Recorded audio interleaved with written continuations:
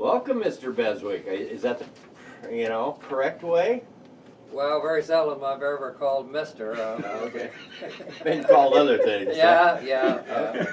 All right. We can't say all of those things. No, not here. So we got Arnie, the farmer Beswick, in the studio live, and Tazz. Yes, we do. He was supposed to. He ran into a couple problems yesterday. I understand out on the farm. People don't realize that the farmer isn't just a moniker. No, that's not a nickname. No. It's. I mean, your family has farmed in this area or the Morrison area for generations. Oh yes, my great grandpa, then my dad, my grandpa. Yeah. All. So yeah. I mean, you've Yep. been here just forever. And like we found out yesterday, you had a piece of equipment go down. You still work. Yep. Run a working farm. Yeah, when you got 1,000 head of cattle around, why there's nothing, no lack of time. Well, let's talk a little bit. Of course, I mean, you're a legend. You're a member of the Hall of Fame. You're one of the greatest innovators in racing. You started early 50s, mid 50s is when you first started racing? The first World Series was held in 1954 at Lawrenceville, Illinois, and I was down there for the first three events, 1954, 55, and 56.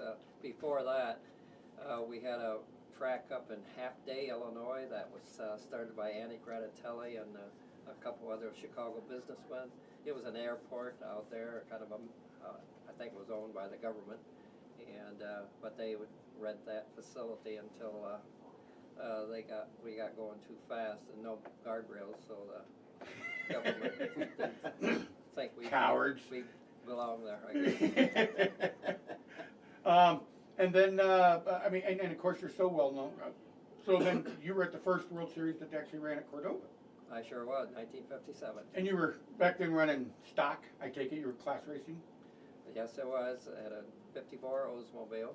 Actually, I had a 56 Dodge and a 57. In 56, I had a 56 Dodge D500-1, and in 57, they come out with one with a Chrysler 354, and I just knew I had to have one of them. That's what I had in 57. D501 it's called. So then the switch to what I mean, you're most widely known for, and everybody knows, you went to Pontiac's late 50s. Started with Pontiac in 1958. The 57 Dodge was not near up to what I thought it would be compared to what the 56 was. A really kick-butt car. That was when the 56 Chevys come out, power packs, and the 56 Fords, and they were supposed to be the bad boys on the track or on the road, whatever. And until they met up with that 56 Dodge, that was pretty bad. Bad car. Yeah. So what made you go to Pontiac? They came to you? Nope. No. No. Not back then, okay. 57, when I had that D501, I was also helping a guy that had a 57 Pontiac. And it was an automatic car, and I could see there was lots of potential there, and to really make that car go good. And I don't know if you're familiar with the transmissions they had in the GM cars back in the 50s. They were a slip-o-matic, you might as well call them. Yeah. It run good. It had lots of power. And then the 58, my friend Eddie Shooter, the Dodge dealer there, he kind of confessed that they really didn't have a performance car in the 58. And I knew what this 57 Pontiac potential was, so I decided, hey, maybe I ought to knock on a Pontiac dealer door, and I did. I think his name was Langworth out of Davenport, Iowa, about where I bought my first Pontiac. And the rest is history. The rest is history. Yeah. Been with that ever since. So Well, he pulled us up in a Pontiac. Yeah. You didn't pull up in a Chevrolet Envoy or something. You pulled up in a Pontiac. Oh yes, I did. Yeah. Gotta stay true. Gotta stay true. Yeah. So you started off class racing or running stock, and then you went to super stock. Of course, one of the innovators was super stock. Pontiac really was the innovator. In 1960, they come out with that tri-power 389 4-speed car. Before that, Chevrolet really was the only one that had 4 speeds, and Chevrolet didn't want any of the other divisions to have a 4-speed. But finally, with the power of people that worked at Pontiac at that time, they managed to put a few 4 speeds in some of their tri-power 389. They were 348 horsepower, I believe, and they were a good running car, a very good running car. In fact, the first Winter Nationals, NHRA NASCAR Winter Nationals, was held at Daytona Beach, Florida, and I drove the car down there, pulled a trailer down for Bob Bartell. He was working at the track along with Ed Otto, who was one of the NASCAR officials. Yeah. And that's where we had the first Winter National at Daytona Beach at an airport down there. Was that the race where the cylinder head problem, or I'm thinking in my head. I've talked to Dean for so many years. Dean Fate, one of your historians. Didn't you have a race where they stripped you down and the measurement was off? Well, that was in 1961 at Indianapolis. Oh, in India, yes, okay, at the Summer Nationals, NHRA Summer Nationals. Yes, I did. All winners had to tear down, and I was in a big hurry because I had some people with me that had to get back home. So I managed to get that head off real fast, and Farmer Dismuke was the tech guy, and Mickey Thompson had about 9 cars in competition at that event. Plus he was sponsoring quite a bit of the NHRA stuff at that time. And I did beat Mickey Thompson out in super stock that year, and of course then we had what they call a stock shootout, where all the winners of the classes run against each other.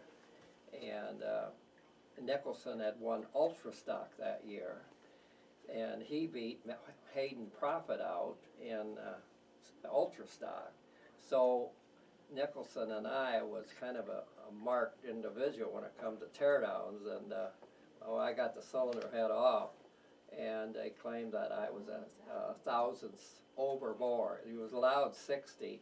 They claimed I was 61, and of course I knew better because I knew the gentleman, the people that put it together, because I said don't under any circumstances never let this get beyond that. Yes, and they said, well, it'll be undersized. So anyway, it was very upsetting, and I called I don't know, I'm sure you've heard of Roger Ward. He had an Indy team out there in Indianapolis, and got one of his people out there to measure that bore. And he did, and it was like the builder told me, it was about 1/1000th under 60 thousandths. But it had cooled down by then. Yes, right? it also had cooled down. So that made a little bit of a difference when Yes, they're measuring hot and measuring cold. So yeah, I mean those kind of things. Holy cow. Use a different mic.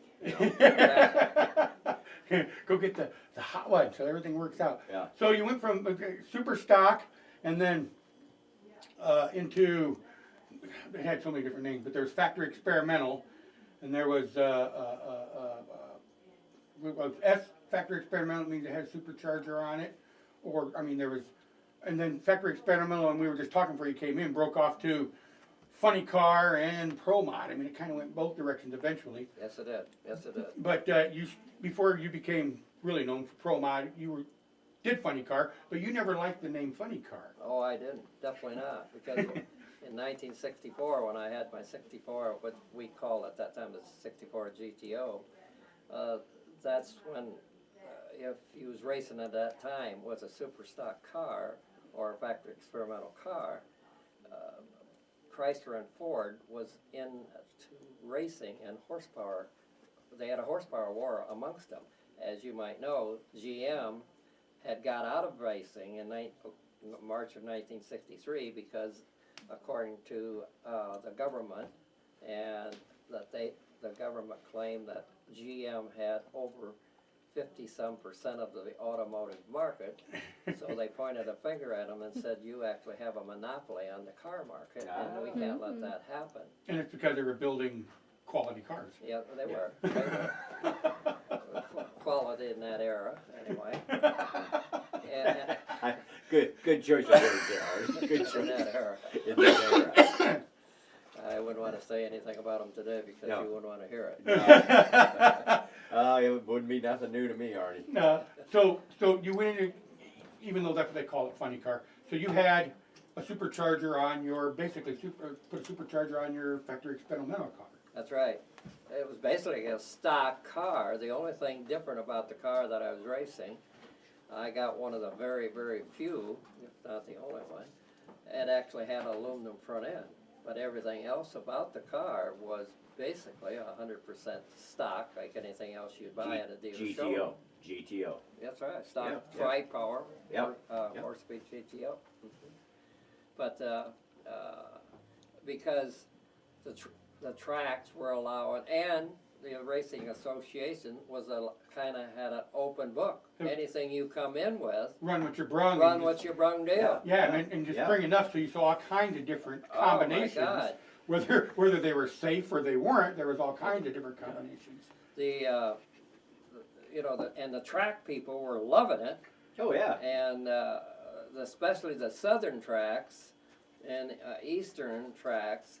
Man, they would, if you had any kind of GM car that was somewhat competitive, Come with on a in. Ford or Ford or Mopar, they Yep. were the king of the roads at that time because you Yeah. haven't gotten out of it.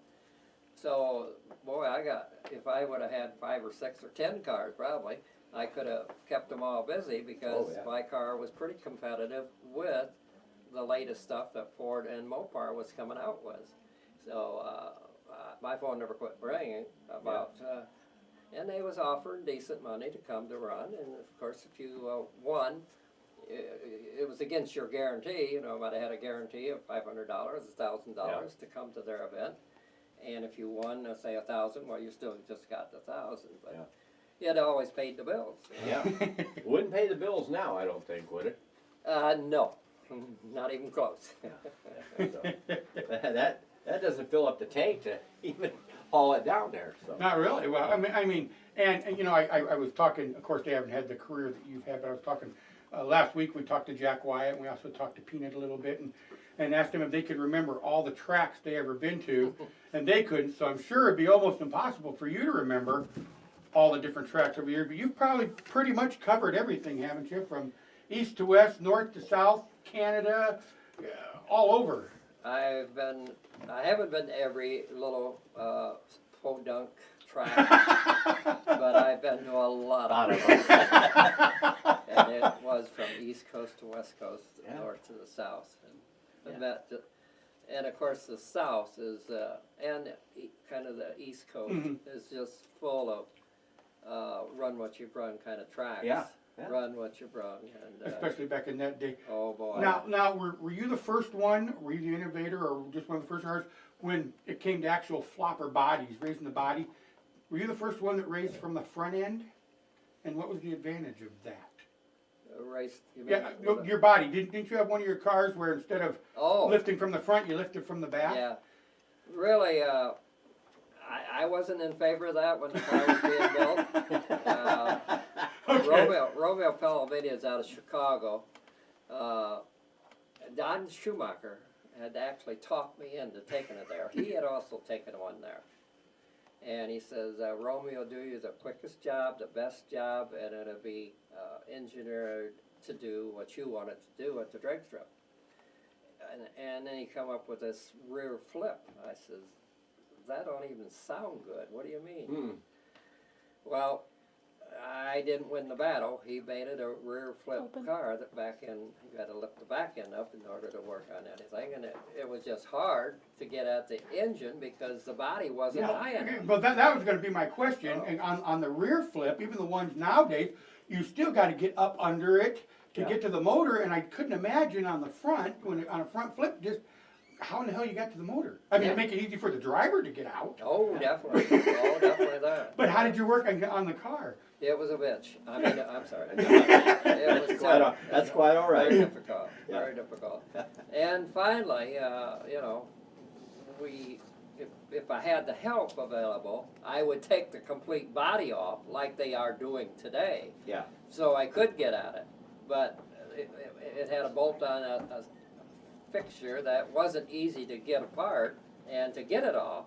And the bodies in those days were 10 times heavier than what they are today. So it took a few men to pick the thing up and get it off and put it back on. I just never figured out what the advantage was, except that, you know, the latch wouldn't come off when you're running down, the latch wouldn't open up Yeah, and the body peel- wouldn't peel flip. the But body. other than that, I couldn't figure out an aerodynamic advantage or just, what the advantage was to it, There was- except that it was a pain. Yeah. More disadvantages than there was advantages, let me tell you. One thing that was different about the car that Romeo insisted I go with was a solid mount rear end, which a lot of the dragsters were solid mount rear end.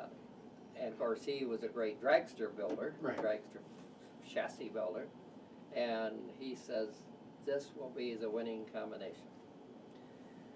And that didn't sound good to me to start with, but I couldn't talk him out of it, and I wanted my car, and he says, this is the way it's going to be.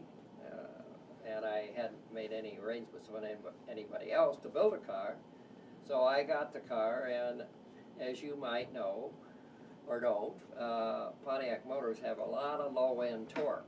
And of course, with the blower on it, it's even more torquey. Well, that car, every time it was on a track that hooked up good, I mean hooked up, yeah, it would just hook up so hard, it would actually pick the right wheel up, Yeah. and where would the, and of course, Right, where, yeah, You're about to turn left. Yeah. immediately, Yeah. that car, I shouldn't tell this, but probably hit more Christmas trees, and I don't mean Christmas trees in a forest, I mean Christmas trees at the drag strip, Yeah. than in any combination of cars, because if I was on a good biting track where they had really worked the starting line, that car would take immediate left. Well, now, this weekend is supposed to be Mid-80s, yeah, but mid to upper 80s. are you gonna take laps or are you just there to show? Probably not, because I Right. don't have no mechanic that really knows. Yeah, And on knows top the of car that, more. the car motor has got so many runs on it. Yeah, It, you know, you, for as much as you may or may not drive, it's really not worth rebuilding anymore. Yeah, It's yeah. just The- a car. rods, you know, they say 65 to 70 runs on a set of aluminum rods. Well, this thing has probably got 170 some runs on it. Yeah. So every time I push it very hard, Yeah. I watch the floorboard to see how many rods have come up through there into the driver's compartment. Yeah. So, does that make it stickier What? when it's hot? It depends. It depends, Well, I doesn't mean, he can take, it depends on how the track was originally set up, how they set it up, and then during the course of the day, It's going to change. right, and so if it's gonna get oversprayed or undersprayed, there's times when you can spray and it'll make it worse, it'll get greasy, it's what they call greasy, and it'll start, cause you got glue that just won't grab, it just Yeah. because of the heat. Yeah. So, I mean, Cordova has always been known to set up tracks, and there's tracks around the United States that really know what they're doing when it comes to set up a track, but especially this time of year, Yeah. you get at night and he can tell you the humidity starts to dew- rise or the dew dew, sets the in. dew starts to set in and it can become a very, become a very, Unpredictable is the word. yeah, a very, Unpredictable. but there's times when it will grab all night long. Oh, I mean, yeah. I've seen it where it grabs all night long, you know, where Temperature stays constant. right, and the air doesn't fluctuate, especially with the blower cars, you know. I mean, well, when you started, just a segue, when you went into pro mod racing, you started running nitrous as opposed to blower cars, because especially here in the Midwest, at this time of year, try to tune a blower car. Yeah. Oh, yeah. You know, Humidity changes instantly. Yeah. and that tune-up changes, whereas nitrous doesn't seem, you can kind of work through that weather problem a little better. It's very true, very true. Nitrous is a little more predictable under different conditions. So then after the funny car, what I guess you kind of switched over to what I call the pro mod. You started running the nitrous car, you know, and became so well known for match racing or entering pro mod events, that kind of thing. And what I remember most is you and the animal match racing. Me and who? Animal Jim. Oh, I mean, you got the Pontiac, he's got the Mercury, and you could just take that show everywhere. Yeah. he had a very big name around the country, and I was kind of well known. And so the tracks played up to that a bunch, and when they could get us together, it was a good draw, a hell of a good draw. I'll tell you another one that was a hell of a good draw, and you might know. I even run Super Chevy for 5 or 6 years, me and Dino Don. And Dino Don, sure. Oh, yeah. Now the Oh, yeah. Chevy racer boys didn't like me but the spectators did. And that's why they had me out there. Yeah.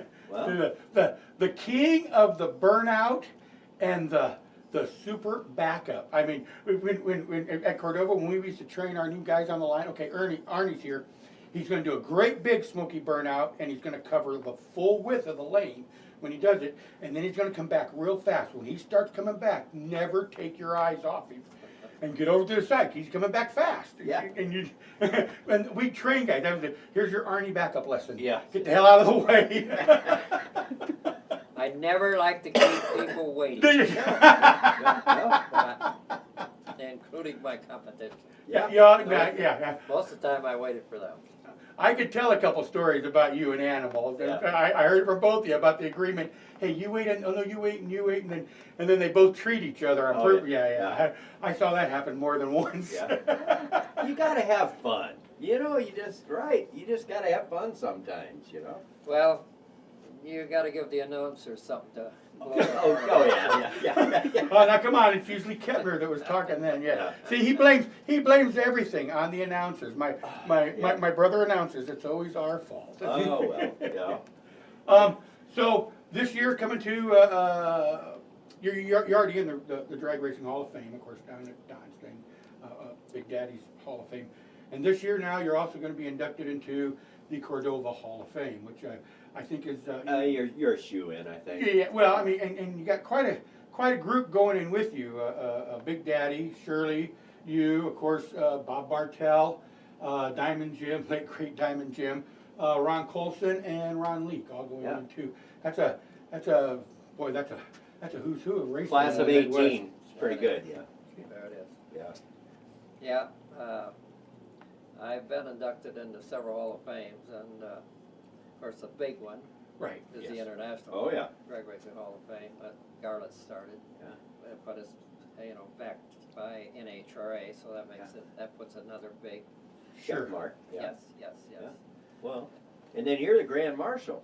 Is that Oh. One of the this grand weekend? marshals. Does that get you like a free pit pass or something? Well, I'm not sure. I I'm not sure. Have you ever dealt with that It's- entry gate there? Yes, I Had have. to get in for And it's, nothing? Yes, I have. and it's not me parking, because I will tell you over the years, me and Arnie had Friday night or Thursday night disagreements at times about how much room you get. This much room. No, I want this much. Well, no, Okay. you get this much room. Negotiate. You got to negotiate. We negotiated pretty much every year. Yeah. You ever hear Tazz's loud voice? Oh yes. Boy, I've heard it a lot. Oh yeah. But, But we always got you a good spot, and Yeah. and he was always right where all the fans could see him. And I'm telling you, always through the whole race, you had the fans. The crowd, yeah. We had you right across from Don one year. You were here, and Don was across from, and we couldn't get anything through because of the crowd. Yeah. because there's a big crowd in front of you, and there's a big crowd in front of them, and then they just kind of turn their backs and shift. Yeah. And we couldn't get nothing through that area, Yeah. almost through the whole weekend, because all the That fans. was the staging area he's talking about. Yeah, Staging yeah. area Just for the race outside cars. it, yeah, just outside it. But yeah, I mean, it was always the crowds came and they wanted. But you're going to be there signing everything. Oh yeah. I know there's a lot of guys that got die casts and stuff. We got pictures right here. Somebody just. Yeah, I got a fan. We got a fan came in. Yeah. It's got pictures here. Heard you. He heard you talking on the radio. Oh yeah, so he brought in a bunch of photos of. Oh my. yeah. Look at that. Well, if you sign each one of those, and I think your signature's what, $25 a shot? Yeah. There Yeah. you go. You know, one thing. You got a couple that hundred. reminds me, one thing I wanted to ask you about. Got a couple hundred When there? we were doing. Was Mrs. B's a super stock or was it a factory experimental? What she drove, you mean? No, the wagon that you. Oh, that was basically a super stock car. That's when super stock really was the big thing at the drag strip. So you were running it as super stock. Oh, when you yes. ran it. Yes. So what made you go? Because to me, I mean, it's like top three of my favorite race cars. My favorite is a Henry J. Just because you could buy it in the Sears Roebuck catalog. Yeah. Oh, yeah. After and then Anglias, I got to think for and then I was any station wagon. I don't know why. Yeah. But I've just got this. I just love watching station wagons racing stock. You know, big Vista Cruiser that runs J stock. That's just. Yeah. I don't know why, but it's cool. Yeah, we had Sweet Eshelman You know Swede, I'm Oh, sure. I sure do. And his Henry J. And they had a nostalgia thing over there. So he didn't want to run it very fast because the front tires were bad. You know Swede. He's going 40. He's happy, you know. And so we had him in the staging area to do a burnout there, you know. And we finally got him to do one where he finally got some smoke rolling. So I got a picture of it. And about 2 weeks later, I had it, and I wrote, "Smoking a J at Cordova." That picture was at his funeral. Was it? Yes, and he loved that picture, just, you know. So my question was going to be, what made you choose a station wagon? Well, because that's when the factory superstock wars were big time in 1960, 61, 62, 63. Well, because of a certain weight to horsepower, or maybe it's cubic inch, I don't know the NHRA. What it was back then, but that, I mean, that's kind of, it was either. One or the other, Yeah. horsepower to weight or cubic inch to weight. Yeah. Well, that car, because it's extra weight of the wagon, would make superstock automatic. And that's what they wanted the car in, a superstock automatic. And so they started making coupes, thinking they could add weight to the coupes, but NHRA would not. Yeah, they're like, No, we ain't buying that. Stock, it's, even though it's super stock, there's still a couple of things you gotta stay with. So they ended up only making 6 coupes with the aluminum front end and the Super Duty motor, et cetera, and ended up making 13 wagons before GM shut the door on all the divisions on Performance cars. So I ended up managing getting a coupe and a wagon. I got the coupe not from the Pontiac dealership, but because Mickey was always #1 on the Pontiac List, yeah. Yeah. He got the coupe, and I think Royal Pontiac got a coupe. I don't remember who got them. Yeah, I think Whoever had the biggest got suck. a picture right down there at the bottom, isn't that it? Yeah, Yeah. that's the Mrs. B's. Yeah.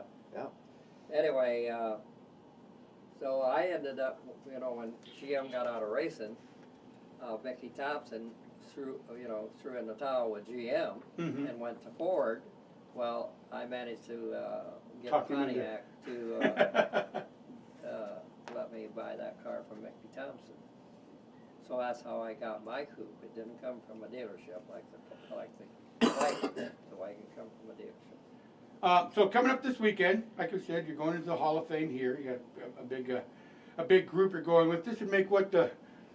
Have you been to all? Well, I know because you had your accident down in Missouri that year, so you missed one of the World Series. But you've pretty much been to almost all of them. That's the only one I missed. Was That's the that only year? one I Yeah. missed. And that was you were racing down. I mean, for folks that don't know or maybe didn't, you were racing down in Missouri, and you had what was considered to be one of the biggest nitrous explosions. That I wasn't at the race, but people I talked to that was said they hadn't seen a bigger one, and were real surprised even that you recovered. But it cost you a little bit, didn't it? It sure did. They had me in a coma for a little better than 6 weeks. And of course, when they got me to the hospital, they immediately, they put me in a helicopter at the track, and they was wanting me to get on a stretcher. And of course I hurt so bad, I didn't want to bend or do anything. I just wanted to get in that helicopter and get to a hospital. And because I wouldn't get on the stretcher, I says, I can get in that helicopter, get out of the way. And I got in the helicopter, and they jabbed me with something that knocked me totally out. Some shot. And that's the last I remember until they brought me out 6 or 7 weeks later. Wow. I mean, I knew they had you for a while, but I didn't realize that. That's catching up on your sleep there. Not the kind you want. No.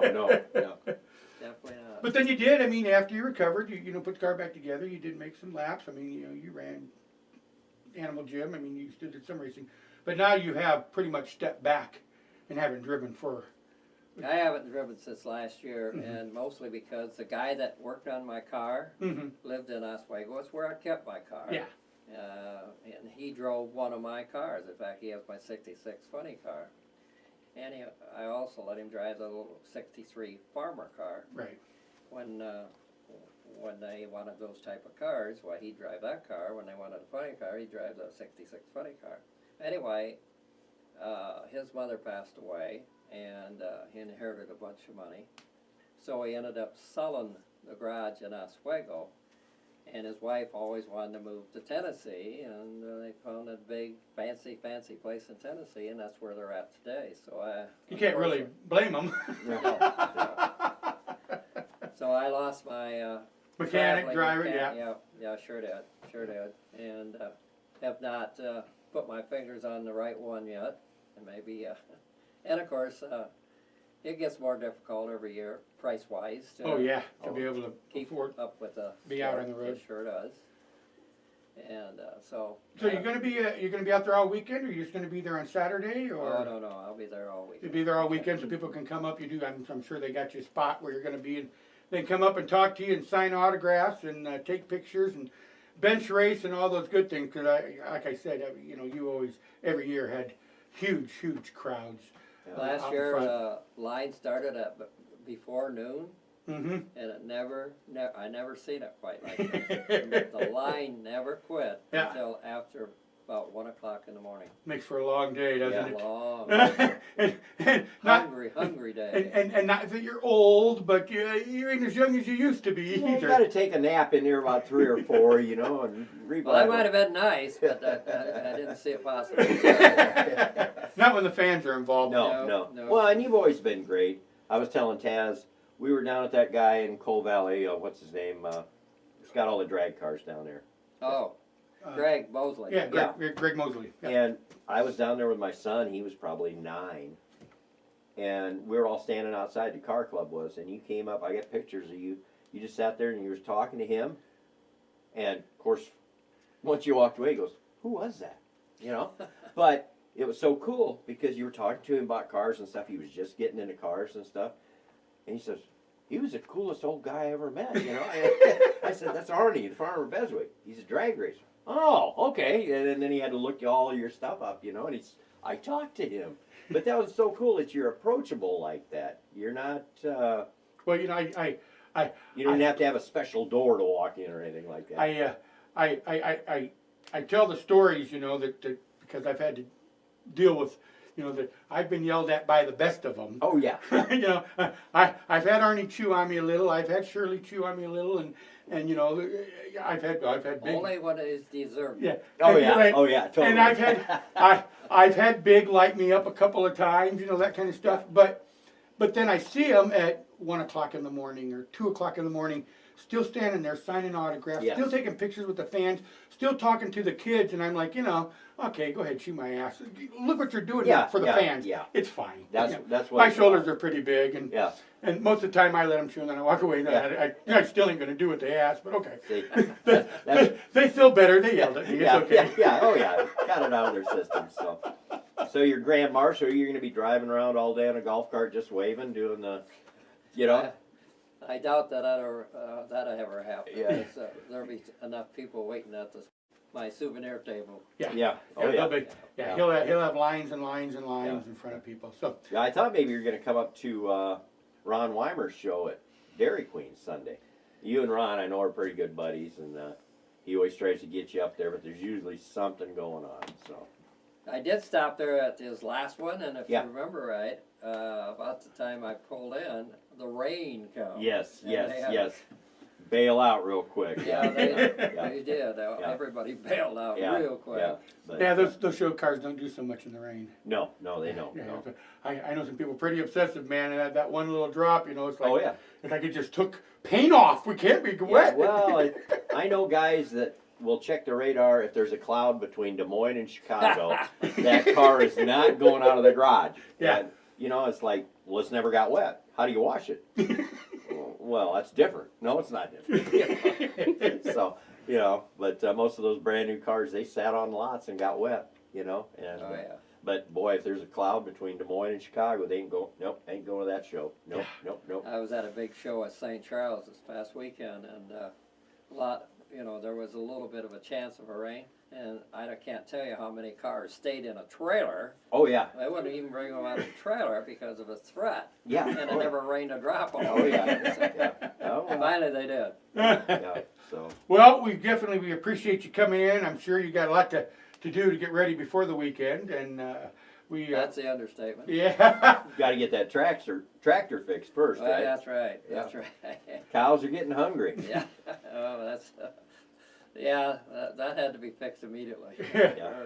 As quick as possible. Well, I mean, when you called me yesterday and explained what happened, you know, well, it makes perfect sense. I mean, the business comes along Oh, yeah, before. yeah. You know, we've got open days. We can Yeah. find something else. So we really appreciate you coming in this afternoon and talking with us. I know the fans are going to be looking you up this weekend. Both days they'll just be hanging out everywhere by you, trying to see you and get the autographs and talk to you. And congratulations on going into the one of Hall the of first Fame. inductees into the Hall of Fame. I Yeah. mean, you're with a pretty exciting group right there. Yes, it is. Yeah, oh, Yes, yeah. it is. There's quite a. I mean, we lost the great Bob Bartell just earlier, you know, this year, and then of Yeah. course Diamond a few years back. But Now, do they just pick one out of that group? no. The whole group's going. Everybody, Oh. Bob Bartell, Arnie, Big, Shirley, Diamond Jim, Ron Colson, and Ron Leake. I'm not sure about the Ron Leake one, how that applies to the World Series, but that's all right. I like Ron. I mean, don't get me wrong, I like Ron. Yeah. Well, is he an announcer? Ron Leake, no, yeah. I thought maybe they were throwing He an did announcer. do some announcing. He's done some announcing, Yes, he yeah. did. I thought maybe Remember- there was a Announcers Hall of Fame and you didn't make it this No. year. Matter of fact, Leake one year at one of his races, he sent me a note. Hey, I sounded just like you. I was doing an impersonation of you, and everybody thought that you were here announcing for him. And I said, well, just send me a check. Yeah, there you go. I'm still waiting on it, and that You're was still quite a waiting on few. your check, that, was, aren't you? that was quite a few years back. So Yeah, Leake's pretty happy over the yeah, fact that he's going to be a. Oh, yeah. yeah. Well, I Very mean, happy. when you look at the Midwest, I mean, and especially in this area, you know, Leake had just as much to do with racing as Bartell did. I mean, Leake, it did a lot to bring Yeah. drag racing Oh, yeah. in this area, in the Midwest. So the same way as Broadway up at Great Lakes. You know, there was just, you know, Papa at 41. You know, there was just a group of promoters, some good, some bad, Yeah. that really did a lot for racing in this area. Okay, well. Leake quick- started out as an orphan. Really? Leake was an orphan. He never knew who his parents was or anything. Really? Very true. He's a pretty successful guy up in that Very, area. very true. If you knew what Leake was worth today, you would. Yeah. Oh, yeah. Writing letters. Now- I have. I'm still waiting on my check. Question I got for both of you guys. We got pretty much a lot of Cordova knowledge in here, I think. A little. A little. Now, I was told that Lorne Nyrink and a car club from like Port Byron originally helped start that or run it over there. They were involved somewhat.